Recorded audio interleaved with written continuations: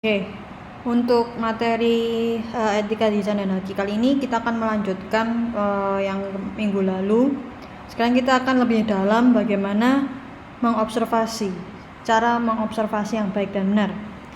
Jadi seperti yang saya sudah katakan minggu lalu, kita harus untuk design thinking kita fokusnya pada potential customer atau user, dan lebih baik lagi jika kita fokus pada orang-orang yang disebut sebagai early adopters dan innovators. Jadi 2,5% sampai 13,5% ini kalau misalnya di kehidupan nyata itu siapa? Ini bisa disebut sebagai orang-orang yang suka mereview produk baru seperti youtuber itu. Jadi kalau kamu bisa, misalnya pengen desain handphone baru, berarti kamu ke youtuber yang mereview handphone, atau ke fashion influencer. Nah, dia adalah innovators dan early adopters yang membantu kamu untuk menyebarkan informasi ke orang-orang di early majority dan late majority ini. Nah, kita bisa mewawancara mereka, jadi bisa menggali pertanyaan tuh dari mereka. Kalau yang minggu lalu kan kalian mencoba bertanyanya kepada saya, cuman masukan dari saya kemarin pertanyaannya kurang empati gitu, kurang dalam. Lalu pertanyaan tersebut itu disebut sebagai primary data, jadi data primer, dan kalian bisa tambahkan dengan data sekunder seperti dari berita, artikel, blog, Instagram mengenai pengguna dan penggunaan produk tersebut. Jadi bisa ditambahi dari situ. Apa yang disebut dengan desain yang menggunakan rumus empatetik? Jadi desain yang empati. Jadi desain yang hasilnya yang diperoleh dari hasil observasi aktivitas customer dalam penggunaannya. Jadi agar kita bisa benar-benar memahami customer itu menggunakan produk itu seperti apa. Nah, caranya gimana? Ketika kalian sudah paling enggak menemukan 5W1H, itu langsunglah buat prototype. Jadi paling enggak kalian sudah ada gambaran prototipenya itu produk yang bisa dipegang. Jadi minimum viable produknya itu seperti apa. Kalau misalnya di fashion kita bisa ada toalnya paling enggak, atau kalau di desain produk bisa ngomongin tentang prototipe pakai bahan pengganti, pokoknya bisa dipegang. Lalu gali feedback dari pengguna, jadi kita benar-benar bisa trial and error dengan prototipe tersebut. Dan tipsnya sebelum kita berangkat, kita harus jelaskan lagi, clarify lagi siapa sih yang harus kita observasi, terus siapa yang harusnya mengobservasi. Jadi apakah kita perlu terlibat dalam observasi atau tidak, terus kebiasaan atau behavior apa yang kita harus observasi, dan bagaimana kita merekam observasi tersebut. Jadi ini mungkin bisa dipakai ketika kalian nanti di penelitian Medpen ya. Observasi itu paling enggak dimensinya ada 9 ini. Jadi ketika kalian mengobservasi suatu lingkungan, mengobservasi suatu kegiatan, pastikan Anda mendapatkan 9 dimensi ini untuk bisa mendapatkan desain yang empatetik. Jadi pertama, dimensi space atau ruang. Jadi kita mendeskripsikan ruangan tempat customer itu berada, tempat barang tersebut digunakan. Misalnya kalau pakaian, kamu mau mendesain evening gown untuk di mana, event apa, itu ya. Actors, orang yang terlibat, orang yang ada di sana, yang menggunakan barang tersebut. Lalu activities, kegiatan yang dilakukan oleh orang tersebut. Lalu objects, barang-barang yang ada di sekitaran ruangan tersebut yang digunakan oleh customer tersebut. Ini kalau fashion apa ada, jadi dulu itu pernah tahun lalu kalau 2019 pernah ngetren kantong di evening gown. Jadi ada menggunakan pocket di dalam evening gown. Itu sebenarnya lebih ke fungsional daripada desain ya. Lalu acts atau aksi-aksi apa aja yang dilakukan oleh customer. dalam waktu periode observasi. Lalu event, jelaskan event yang lagi berlangsung untuk apa, waktu, lalu tujuan akhir customer, dan perasaan customer. Jadi ini kamu tangkap dalam sebuah observasi.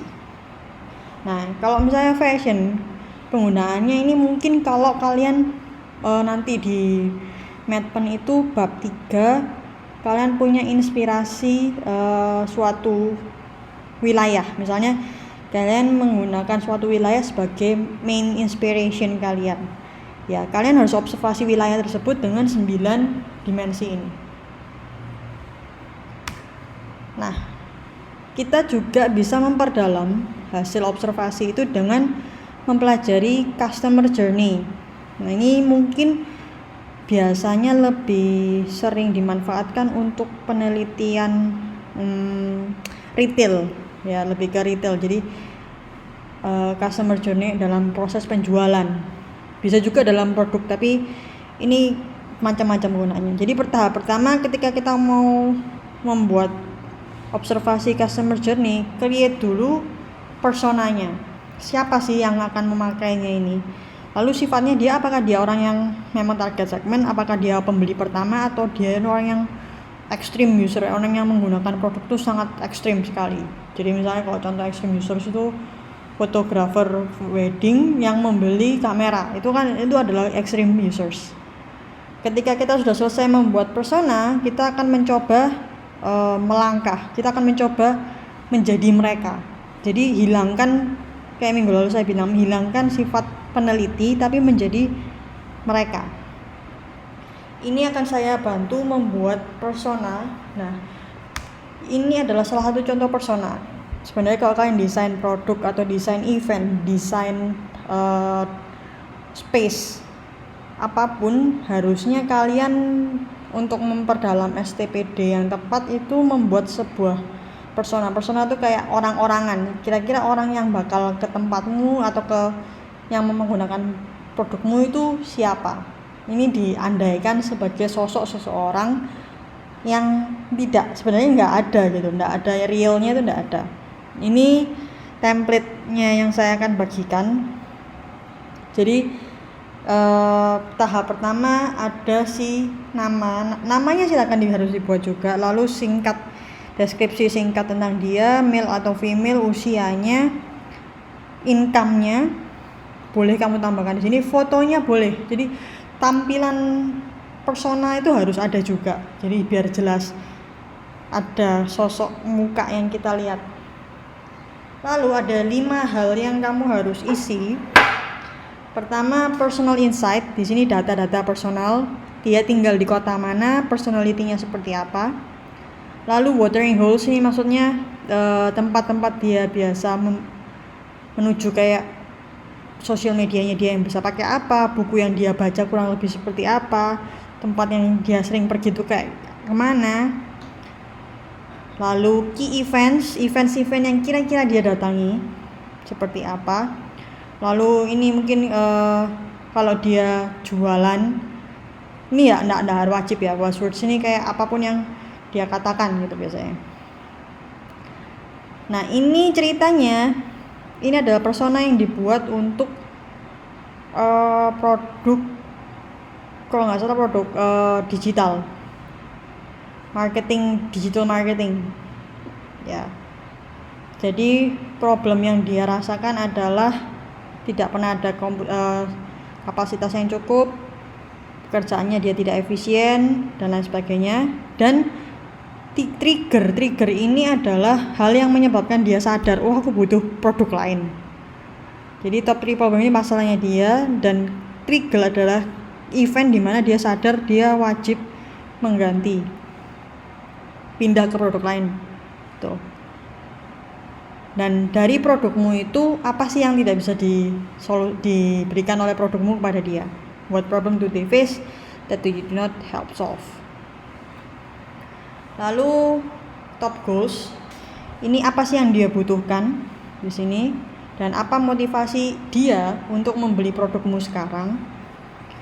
Terus apa topik yang bisa membuat dia bicara, diwawancara, diobservasi tentang produk.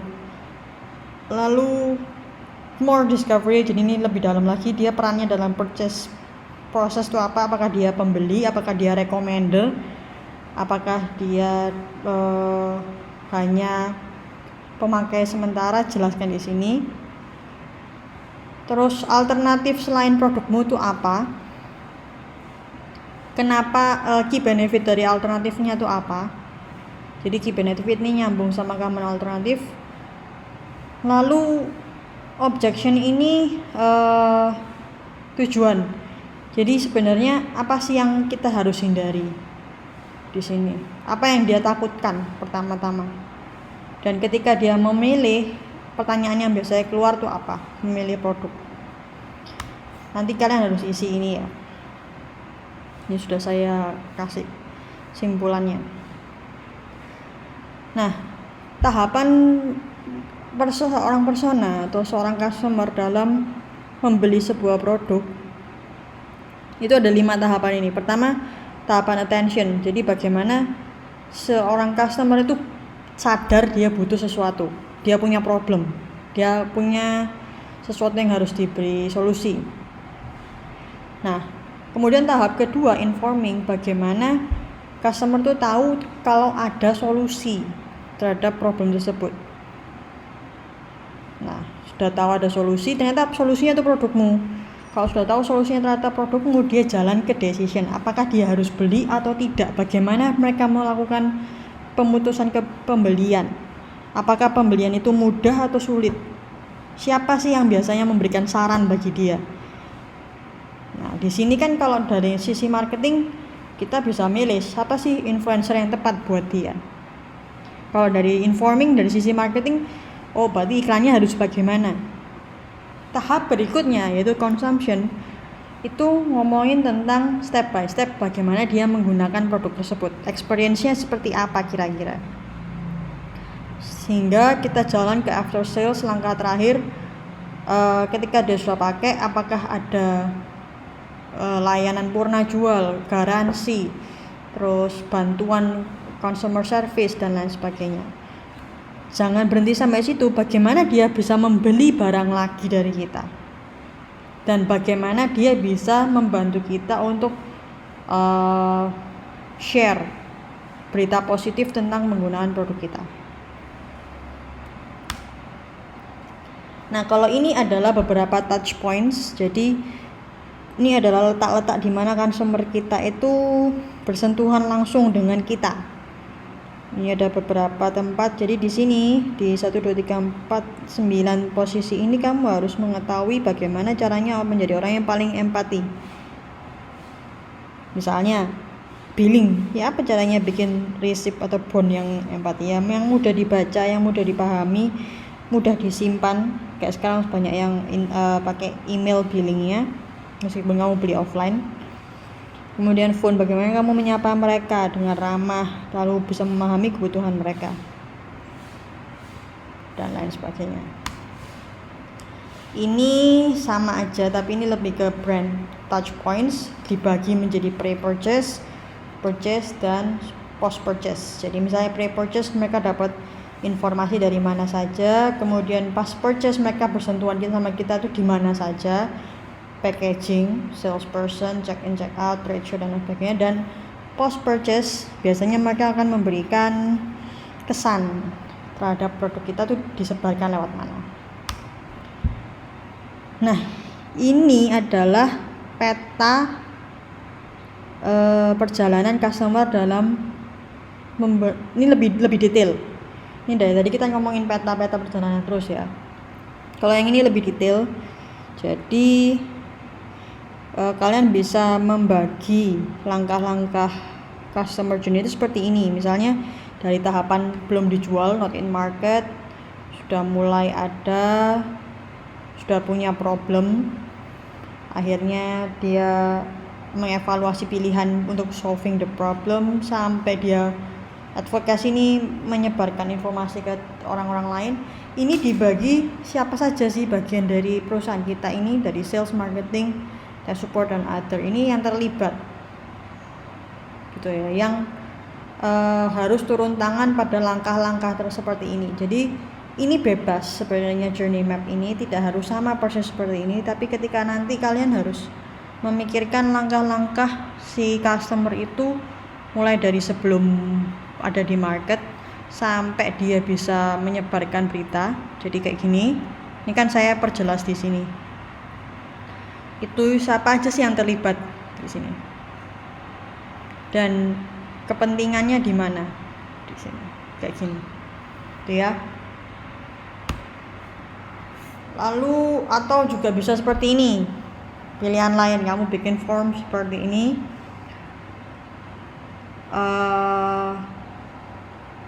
ketika attention, bagaimana apa yang dia lakukan, ini diisi semua sampai after sales. Jadi kalau misalnya memang dia sad atau kurang happy, apa yang bisa kita improve. Jadi ketika ini diisi ketika kita sudah punya MVP, minimum viable product, atau prototype, atau bahkan produk akhir. Oke, sekian.